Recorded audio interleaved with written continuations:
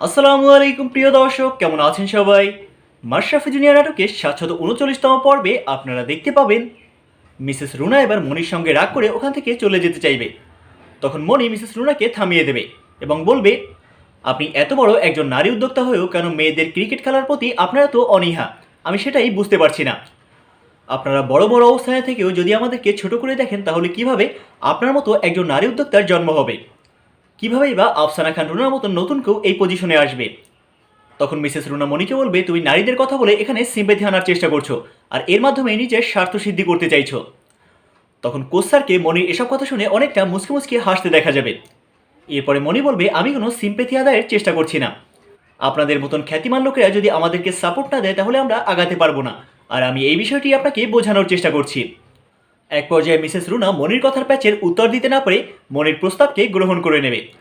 তখন স্যারকেও দেখা যাবে অনেক বেশি খুশি হয়ে যেতে।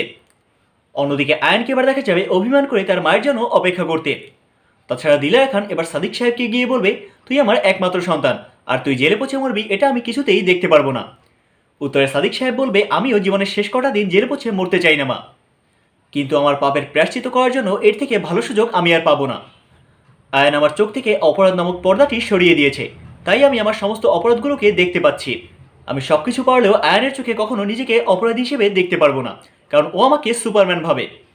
অন্যদিকে সাগরের বাবা লিয়াকত মাতুব্বর এবার অনেক বেশি চিন্তায় পড়ে যাবে, কারণ বিজলি তার ঘরে এসে আবার উঠে না বসে। আর এ ধরনের কিছু হলে সাগরের মা তাকে বাঁচিয়ে রাখবে না, কিন্তু বিজলি এ ধরনের কোনো কাজই করবে না। অন্যদিকে মন্ডাকে এবার দেখা যাবে গ্রামে তার প্রচারণা চালিয়ে যেতে।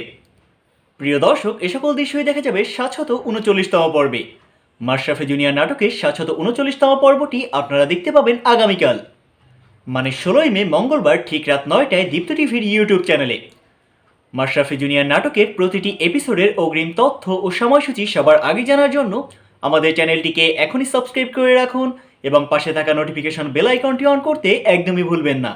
সবাই ভালো থাকুন, সুস্থ থাকুন এবং রেইন টিভি মিডিয়ার সাথেই থাকুন, এই প্রত্যাশায় আজকের মতো আল্লাহ হাফিজ।